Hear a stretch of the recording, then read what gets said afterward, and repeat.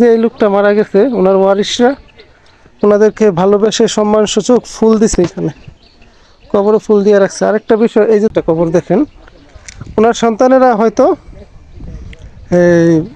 শহরে থাকে বা প্রবাসে থাকে, এই কারণে এই কবরটার বেহাল অবস্থা। এই কারণেই বলি কবরে আসবেন। অভিভাবকদের সফলতা অনেকটা এই জায়গাতেই, মৃত্যুর পর তাদের ওয়ারিশরা এসে তাদের কবর মেরামত করবে, কবর জিয়ারত করবে। দেখেন আমার পেছনে আমার ভাতিজারা বাইক নিয়ে কাজ করতেছে, আমার বাবার কবরেরা মানে মেরামত করতেছে। কবরটা ভেঙে গেছিল, এরা মাটি দিয়ে আবার আগের মতো করে দিচ্ছে আর কি, কবরের একটা করে দিচ্ছে। তারা এসে নামাজ পড়ে দোয়া করে তাদের দাদা ভাইয়ের জন্য। ঠিক এইভাবে এই কবরস্থানে যত বেশিরভাগ কবরেই তাদের ওয়ারিশরা এসে দোয়া করে। আমি ব্যক্তিগতভাবে মনে করি অভিভাবকদের সফলতাটা এই জায়গায়, তাদের ওয়ারিশরা এসে তাদের কবর জিয়ারত করবে, তাদের জন্য আল্লাহর কাছে কান্নাকাটি করে দোয়া চাইবে। একজন অভিভাবক হিসাবে মৃত্যুর পর তার সবচেয়ে বেশি পাওয়া এই জায়গাটাতেই। আমার পেছনে দেখেন আরেকটা কবর করতেছে, ওইখানেও তার ভাতিজারা, চাচাতো ভাইয়েরা বা প্রতিবেশীরা এসে কবর খোঁড়ার কাজ করতেছে। আজকে আমি আপনাদেরকে পুরো কবরস্থানের বিষয়টা হচ্ছে আসলে একজন মানুষের, বিশেষ করে একজন মুসলিমের সফলতাটা এই জায়গায়, তার সন্তানেরা, তার ভাতিজারা, ভাগ্নারা সে মারা যাবার পরে তার জন্য দোয়া করবে, তার আত্মীয় স্বজনরা। একটা মানুষের সফলতাটা ঠিক এই জায়গায় আমি মনে করি।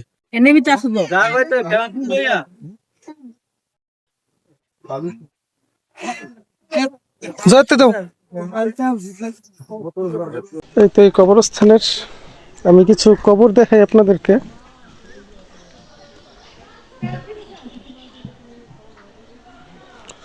সবসময় চেষ্টা করবেন কবরস্থানে আসার জন্য।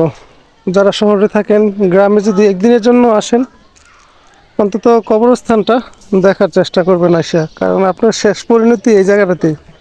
এই যে একটা নতুন কবর দেখেন, তারপরে এই কবরগুলো খুব বেশি পুরনো না, নতুন। কারণ নতুন হওয়ার কারণেই এগুলোর উপরে লোহার খাঁচা দিয়ে রাখছে। লোহার খাঁচা দেওয়ার উদ্দেশ্য কি, যেন শিয়াল বা কোনো পশু কবর খুঁড়তে না পারে আর কি। আরেকটা জিনিস আমি দেখাই, মানুষের প্রতি ভালোবাসা দেখেন। এই যে এই লোকটা মারা গেছে ওনার ওয়ারিশরা ওনাদেরকে ভালোবেসে সম্মানসূচক ফুল দিছে, এখানে কবরে ফুল দিয়ে রাখছে। আরেকটা বিষয়, এই যে দেখেন এই কবরগুলোর উপরে কিন্তু কাগজ দিয়ে রাখছে। ওই পাশে একটা কবর দেখেন, ওনার সন্তানেরা হয়তো শহরে থাকে বা প্রবাসে থাকে, এই কারণে এই কবরটার বেহাল অবস্থা। এই কারণেই বলি কবরে আসবেন। কবরে আইসা অভিভাবকদের কবরগুলো অবশ্যই সমতল করে দিবেন। আর এটা সমতল না থাকলে সমস্যাটা কি, এটার উপরে কিন্তু আর পরবর্তীতে কবর দিতে পারবে না যতক্ষণ পর্যন্ত এটা সমান না হয়। এই সবগুলো কবরই দেখেন সমতল করে দিছে। এই যে কবরের সারি সারি, কবরস্থানের কবর দেখলেই বোঝা যায় মানুষ কি পরিমাণে মারা গেছে। আসলে মানুষ এখন যেমন জন্মগ্রহণ করতেছে, দুনিয়াতে আসতেছে, সেই পরিমাণে মানুষ মারা যাচ্ছে। অবস্থা দেখেন। আমাদের পুরো কবরস্থানটা আমি দেখানোর চেষ্টা করলাম। আমাদের অঞ্চলে যারা আছেন আপনারা অবশ্যই এই কবরে আসবেন, সবাই সবার জন্য দোয়া করবেন। কার দোয়ার উসিলায় আসলে কার গুনাহ মাফ হবে সেটা বলা যাবে না। আরেকটা বিষয়, এই কবরস্থানে আমি যে বয়স দিচ্ছি, আমাকে অনেকেই চিনেন, আমার সমবয়সী অনেকেই মারা গেছে। অনেকের কবর আছে এখানে, আমার পূর্বপুরুষ অনেক আছে, আমার প্রতিবেশী অনেক আছে, আমার গ্রামের বন্ধু অনেক আছে, যাদের সাথে সম্পর্ক ছিল, চলাফেরা করতাম, তারা কিন্তু সবাই মারা গেছে। একদিন আমিও মারা যাব, আপনিও মারা যাবেন। সেই হিসাব করে মাটির নিচে যাবার আগে মাটির উপরে অবশ্যই ভালো কাজ করবেন, যেন মাটির নিচে ভালো থাকতে পারেন।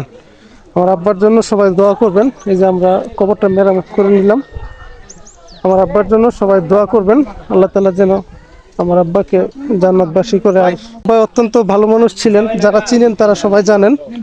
আব্বার কবরের মেরামত করে নিলাম আলহামদুলিল্লাহ, এদের সহযোগিতায়। এই জিনিসটা এটা হচ্ছে এটা ঘরের মতো দেখলেও বৃষ্টি আসলে, আকাশ কিন্তু খারাপ, দেখেন আবহাওয়া খারাপ, বৃষ্টি আসলে যেন কবরে পানি না যায়, পানি না পড়ে, এই কারণেই ঘরটা বানানো হয়েছে। এটা অত্যন্ত ভালো উদ্যোগ, প্রতিটা কবরস্থানে সেটা নেওয়া উচিত। আমাদের কবরস্থান কমিটিকে ধন্যবাদ দিতে হয়, তারা এরকম একটা সুন্দর উদ্যোগ নেওয়ার জন্য। এই যে দেখেন ওরা কাজ করতেছে। তো যাই হোক, ভিডিওটা কেমন লাগলো অবশ্যই জানাবেন, আর শেয়ার করে আমাদের এই কবরস্থানটা সবাইকে দেখার সুযোগ করে দিবেন।